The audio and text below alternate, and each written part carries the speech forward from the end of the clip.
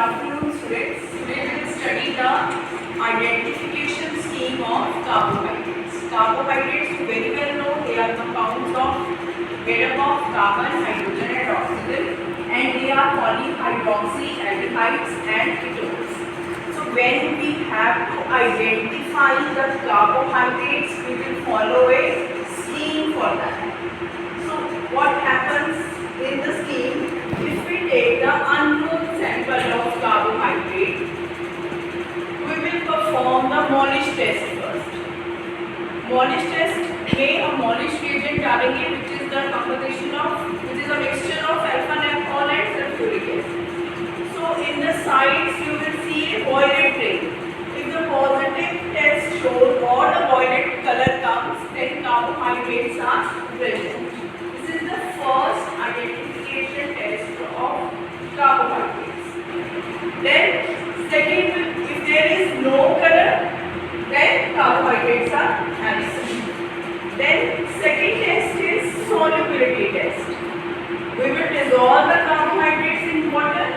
If they are soluble, then they may be monosaccharides or disaccharides. Monosaccharides means they are made up of one unit of carbohydrate. Disaccharides में दो units जो हैं वो join करके disaccharide unit जैसे दो glucose unit से join करके बनाया एक disaccharide which may be lactose or maltose. After the solubility test, we will go for iodine test. Iodine test में हम कार्बोहाइड्रेट के सैंपल में आयोडीन डालेंगे. अगर ब्लू कलर आ गया तो we show it is polysaccharide. Polysaccharide हमारे पास कौन सा है? Mainly starch. आपने वैसे भी पढ़ा होगा स्टार्च पे जब आप आयोडीन डालोगे it gives you blue. So third test is iodine test which will show you the presence of polysaccharides. Then अब हमने कार्बोहाइड्रेट की सॉल्युबिलिटी देख ली और उसका इनिशियल देख लिया वॉइडेड कलर. अब हमने ये देखना है कि वो कार्बोहाइड्रेट रिड्यूसिंग है या नॉन रिड्यूसिंग शुगर या रिड्यूसिंग शुगर.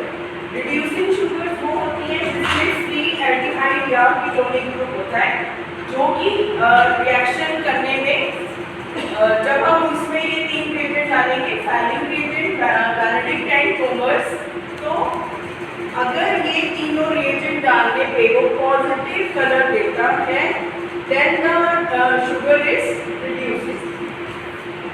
ठीक है, रिड्यूसिंग का मतलब उसमें फ्री एल्डिहाइड और कीटोनिक ग्रुप्स हैं जो इनके साथ रिएक्ट करके हमें कलर देते हैं. ठीक, सो रिड्यूसिंग शुगर हमारे पास कौन कौन सी है? Glucose, lactose, fructose. ठीक है,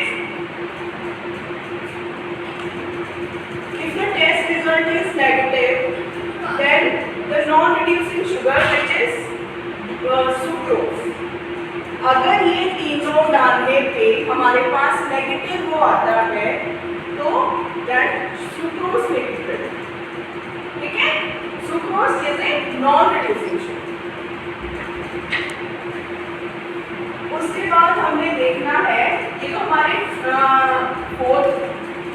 तीन टेस्ट है जो रिड्यूसिंग शुगर्स के लिए थे, Fehling, Benedict and Tollens. Then we come to the fifth test, Barfoed test.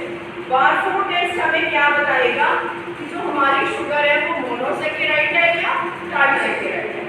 उसमें हम उसके लिए क्या करेंगे? शुगर में हम बारफोर रिएजेंट डालेंगे और अगर तो ऑरेंज प्रेसिपिटेट 30 सेकेंड में आ गए then your sample is a monosaccharide. Monosaccharide में भी ग्लूकोज और गैलूकोज. लेकिन अगर वही ऑरेंज प्रेसिपिटेट 15 मिनट्स के बाद आते हैं then the sample is a disaccharide. ठीक है, so this is the main test for identification of monosaccharide and disaccharide is R4 test. Reducing sugar के लिए फैलिंग, बेनेडिक्ट एंड टोमर्स. ठीक है, अब हमारा आ गया non reducing sugar which is sucrose. अब सुक्रोज को हम कैसे आइडेंटिफाई करेंगे? सुक्रोज एंड फ्रक्टोज है, ये कीटोसिस है, इनमें कीटो ग्रुप होता है. तो कीटोसिस के लिए हमारे पास तीन टेस्ट है, Seliwanoff test, sulphuran test and this inversion test is specific for the Seliwanoff reagent जब हम इसमें डालेंगे तो अगर वो पॉजिटिव आता है then fructose sucrose which are ketosis they may be present, ठीक है। और परफ्यूरेट टेस्ट में भी उसी तरह अगर पॉजिटिव रिजल्ट आता है fructose sucrose which are ketosis they may be present. These two tests are for non-reducing sugar. अब सुक्रोज और फ्रक्टोज में से भी अगर हमें कंफर्म करना है कि whether it is sucrose or fructose, then we will go for inversion test. Inversion test अगर पॉजिटिव आता है then your sample is sucrose. So ये तीन टेस्ट सेल्वेनॉफ, परफ्यूरॉन एंड इन्वर्जन ये तीनों कीटोसिस के लिए और नॉन-रिड्यूसिंग शुगर, जिसमें कि जो लास्ट वाला इन्वर्जन टेस्ट है इट विल कंफर्म द, ठीक है। उसके बाद हमारा last confirmatory test which is osazone test. Osazone test आपके सारे कार्बोहाइड्रेट्स का लास्ट कंफर्मेटरी टेस्ट है जो आपको फाइनली कंफर्म करेगा कि whether your sample is A glucose, galactose और माल्टोज, लैक्टोज और सुक्रोज। आप इसमें फिनाइल हाइड्रोजन और सोडियम एसिटेट का मिक्सचर लेके जब उसको वाटर बाथ में 30 मिनट्स के लिए बॉईल करेंगे, बॉईल करने के बाद अच्छे से आइस डाल के कूल करके उसके क्रिस्टल्स आपने माइक्रोस्कोप में देखने हैं। तो वो क्रिस्टल्स अगर नीडल शेप है तो वो ग्लूकोज है, अगर वो रोम्बिक शेप में है तो वो गैलेक्टोज है, अगर वो सनफ्लावर शेप में तो माल्टोज है, अगर वो कॉटन बॉल शेप में तो वो लैक्टोज है, एंड अगर वो लॉन्ग एंड शॉर्ट नीडल्स है तो वो, ठीक है। So this is the whole scheme for the identification of any unknown sample of carbohydrates. तो आप इस स्कीम